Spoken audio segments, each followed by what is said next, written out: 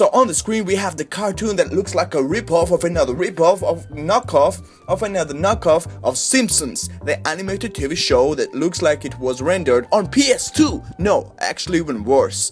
But the story behind the Simpsons knockoff is way more deeper and interesting than the actual cartoon itself. Without any further ado, this is the first animation that was used for money laundering by, who would have guessed it, Russian government. They paid for this cartoon to be aired in one of the country that is occupied by Russia itself. This is the actual scene from the animated show where the character falls down on earth, and instead of ground below him there is a geographical map which says Georgia, country that aired the nightmare. You might think that this cartoon is full of Russian propaganda. After all, they have paid for it. But not at all. Actually, totally opposite. The animated series are featuring Russian leaders in a negative context. Confused? That's the point.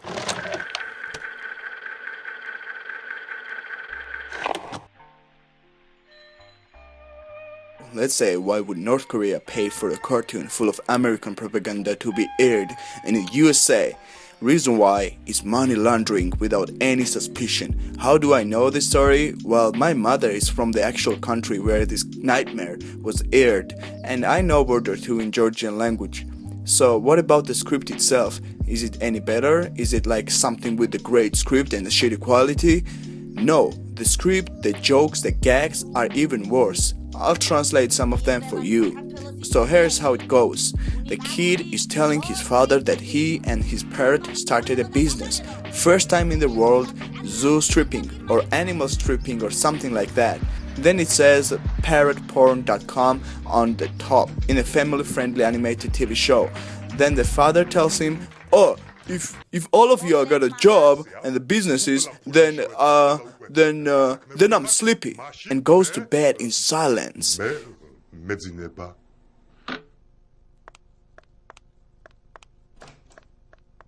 This scene was the only thing close to comedy in this entire episode. The jokes doesn't even make sense. This guy goes at work at 9 a.m. and finds out that someone took his place. Suddenly, sirens are going off and the boss comes in the scene, and this whole chaos takes more than a minute, and the boss says father of two was fired because he was late for 1 minute, which he was not. If just 1 minute has passed after 9 a.m., the guy came at work at the exact time. So that's just dumb. This show got no style. If you notice, some characters are brown, some white, some yellow, just like in real life, but it looks like weird mashup of Family Guy and The Simpsons. But something even more fascinating is that a couple of characters' faces are not even animated. They just put caricature of a real life person like a Brad Pitt on the character. How Brad Pitt got there?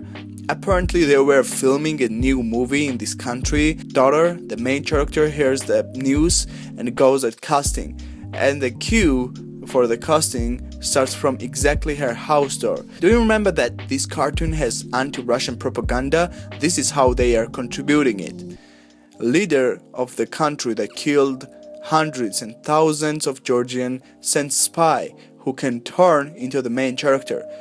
Animators didn't even spend time for drawing a globe, as I already say. They just put the political map instead of Earth.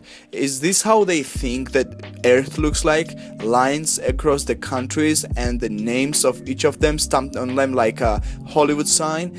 Anyways, the daughter and her boyfriend are making out, and girl stops the boy and tells him that father will see them, and the guy responds, "But how? Is he gonna fall from the sky?" And that exact moment, shade of the father appears and falls down from the sky.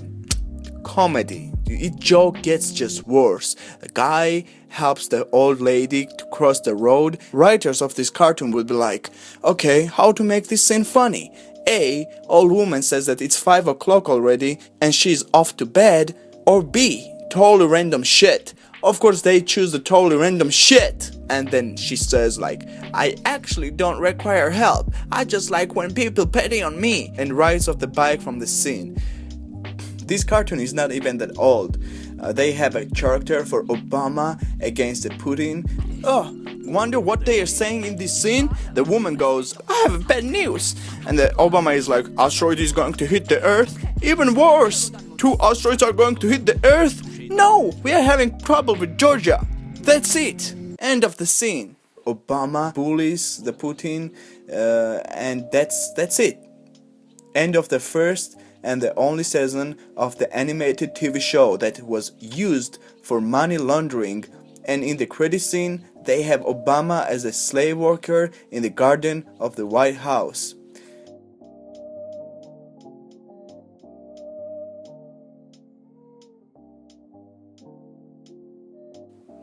But who is the main figure behind all this?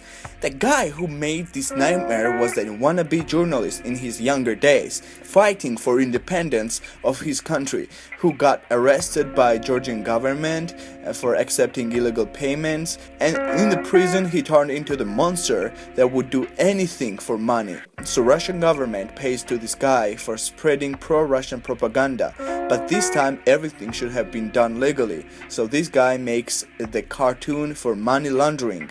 Massive payment from the occupier Russian government was received by this scheme artist, and he uses just a tiny portion of it for actually making a cartoon. Meanwhile, on a paper it says that guy used entire money for producing the cartoon. Creatively he tried many other stuff, but after that shameful Simpsons ripoff, he failed in everything, of course. In the ideal world, if he would never been arrested for the first place, he should have been after making this nightmare. Allegations also were made against him for attempted sexual abuse by his staff members. The probationary candidate always got them paper towels on his desk nowadays. There is many articles in the internet about this nightmarish rip-off cartoon, and it was wonderful adventure exposing those people. I hope you enjoyed with it as well, and you'll leave a like. If not, a Russian spy is going to knock on your door. But seriously, I hope you had fun as well, and I'll see you in the next one and beyond.